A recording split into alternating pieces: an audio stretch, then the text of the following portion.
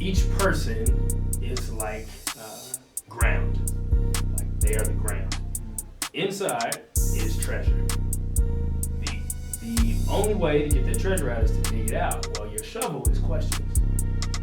The moment you stop asking questions is the moment you give up on the treasure. Woo!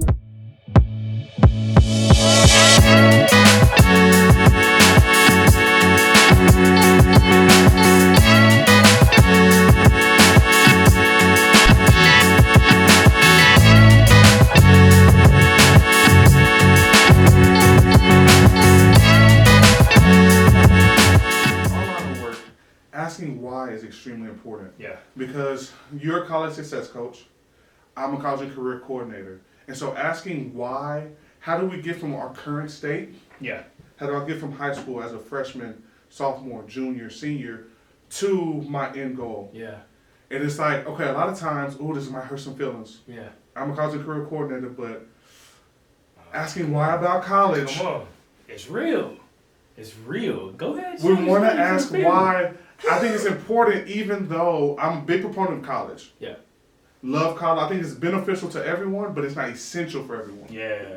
And so asking why is college important for me, as an individual student, will help them figure out creative ways to reach their purpose. The goal. The goal. What's the goal? Yes. Mm-hmm. What's the best way to get to that goal? Exactly. It might not be college, but if you're thinking through it, it might be college, and you'll get to wherever you need to. If college is a place, okay. If it's workforce, okay. If it's investments, okay, that's okay. Yes. I'll figure it out because I'm asking why. Like you Yes. said, you get excited when you hear that because it's like, all right, you thinking. It's extreme. Like I think that's extremely important. But let's turn on the flip side. Yeah. Okay. I also see why the more seasoned generation Yeah. might get a little offended by that. Yeah. Oh, I get it. Because it comes across as if you're bucking authority. Yeah. Or you're trying to just be counter to what I'm saying. Yeah. Or you just don't want to listen to me. Yeah. Because I am your authority figure in that Yeah. role. I understand that. Yeah. But I think to bridge that gap, what do we Yeah. do? Well, I think it's going to take changes from everybody. Okay. Because if ever, I feel this way about every occupation. If your occupation is to deal with or fix a thing, you shouldn't complain much about the thing you're supposed to fix. That's what you're there to do. So if I'm a trash man and I'm just complaining about trash, it's like, well, pick a different job and you won't have to deal with it. If you are a trash man, you embrace the fact I deal with trash. Now, maybe you're saying people are throwing it in the street or something like, okay, that's one thing. Mm-hmm. But if it's just the nature of trash, that's not, and if you are a street sweeper, then you couldn't complain about it being on the ground as much because that's your job is to deal with that. You're employed to deal with that problem. If the problem's not there, you are deemed irrelevant. Exactly. Now you kind of compare that with parenting, grandparenting, mentoring. We can't complain about raising kids. Ooh. We can't complain about teaching a generation. We can't complain about mentoring someone because we signed up to do it. One way or another, we got kids. And with those kids, yes, I see where you're going. Yes, comes whatever responsibility. And also, let's say you don't have your own physical children. You're a father to many or a mother to many. Okay, well now you're mentoring in such a way. And if you have inserted yourself in someone's life to mentor them and guide them, that means you've already accepted as a premise that they don't know everything they need to know to get to the next level. Their mindset is not totally in the place where it needs to be. Now it's our job to impact that person to get to the next level. Well, how does that apply to this? This generation is the product of this generation. That's a whole conversation. I'd love to get into that maybe a little bit later. Mm-hmm. But they are young.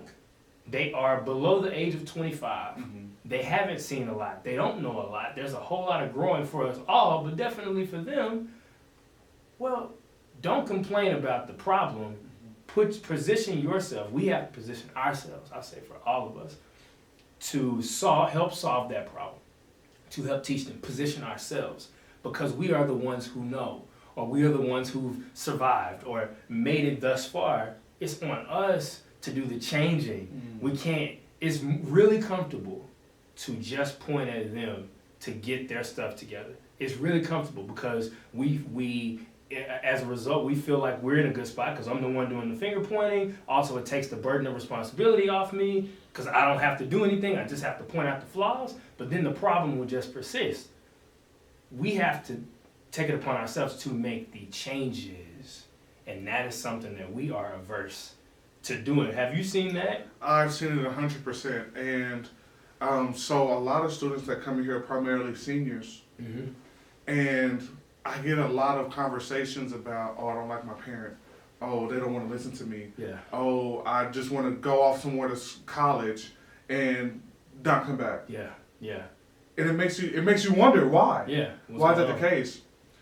And I know we're being hard on the parents and the guardians that are out there. Which includes us. Yeah, well, I'm a parent too, so I'm learning a lot through this process as well.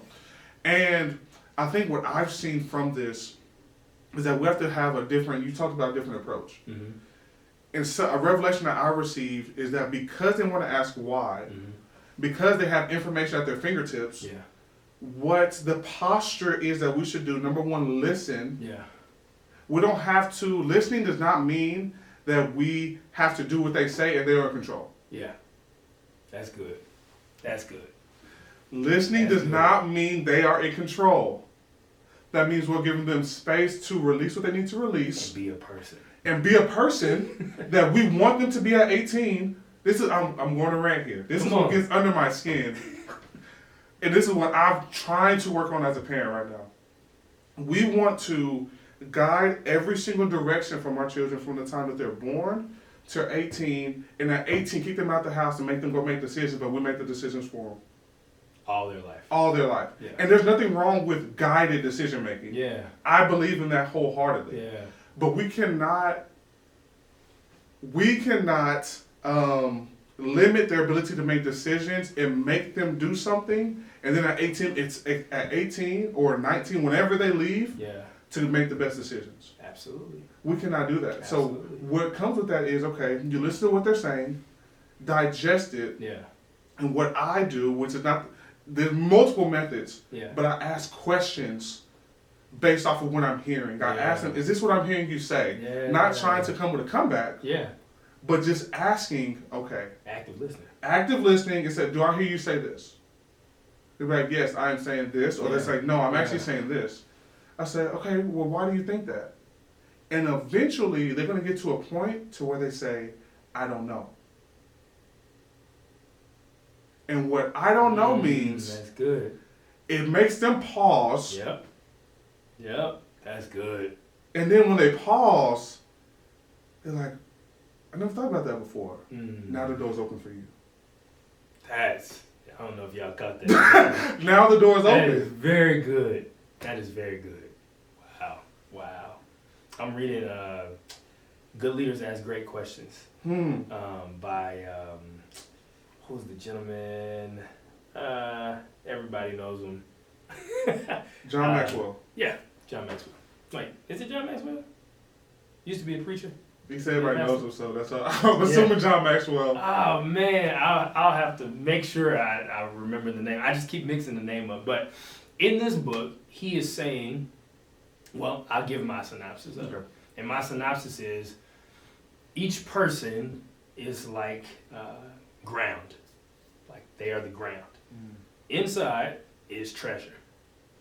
The only way to get that treasure out is to dig it out. Well, your shovel is questions.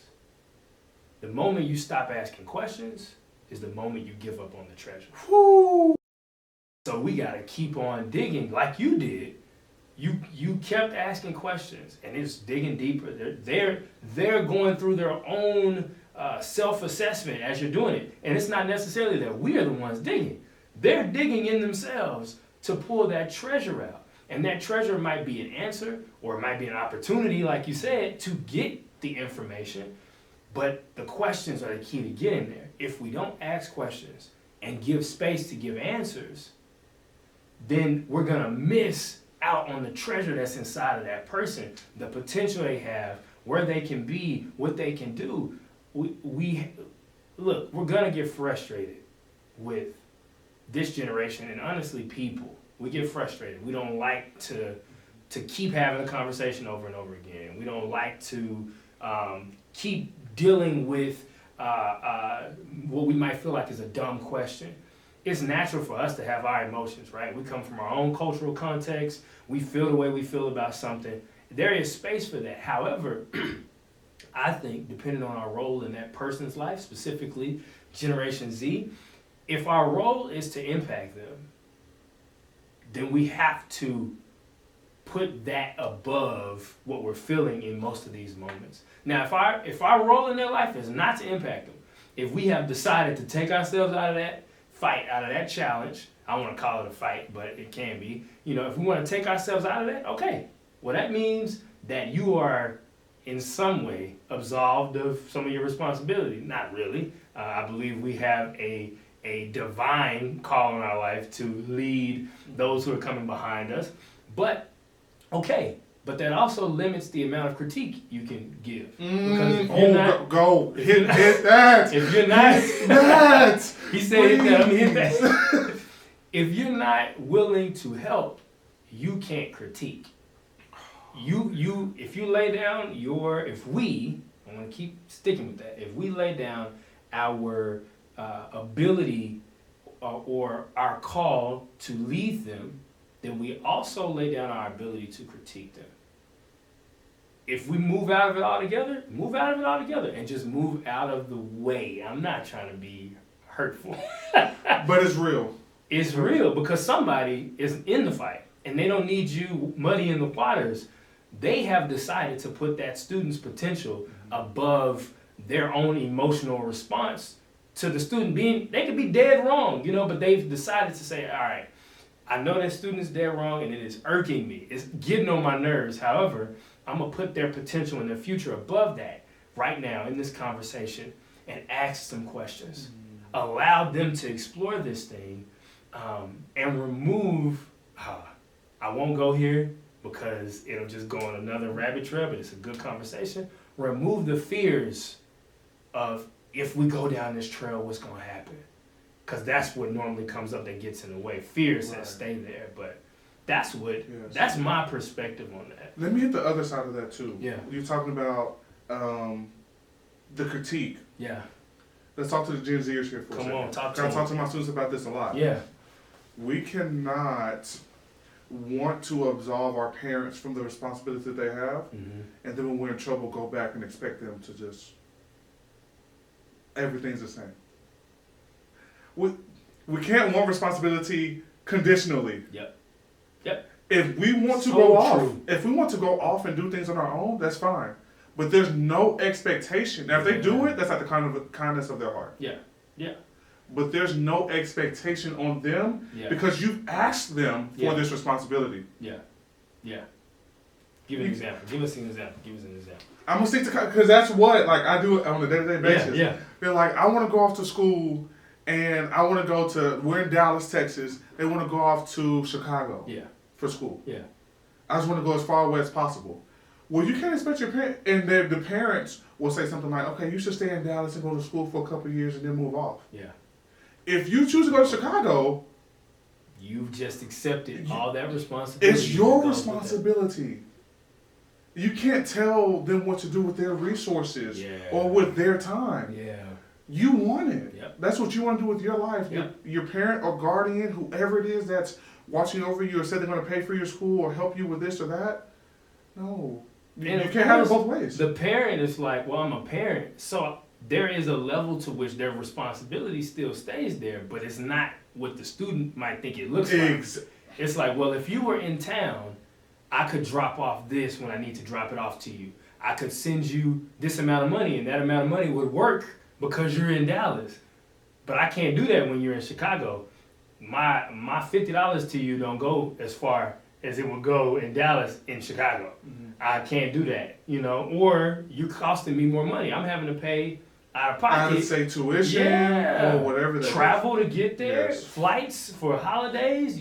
The student might not be calculating these things, but a parent immediately is like, man, If I want you to come back for Thanksgiving and Christmas, and I want you to be here for Easter and Mother's Day, you know, y'all don't care about Father's Day, but I'm joking. That's a fact, though. I'm joking. Just a little bit. Yeah, this is the truth to that. Getting back in time for these events, okay, well, that's going to cost, maybe that's $200 a flight. Well, that's 4 times coming back. That's $800 a year. Well, what's my salary? Now I just got a new bill that I got to save for. Well, the student's not thinking of it that way. And that's something where they have to open up and say, wow, I didn't consider that, which means that both people have to come to the table, which is how you solve wars and political disputes and marriage issues, all of it, when 2 people come to the table with differing thoughts and views, but respect each other enough to listen and decide that they want to grow together. It works the same way with generations.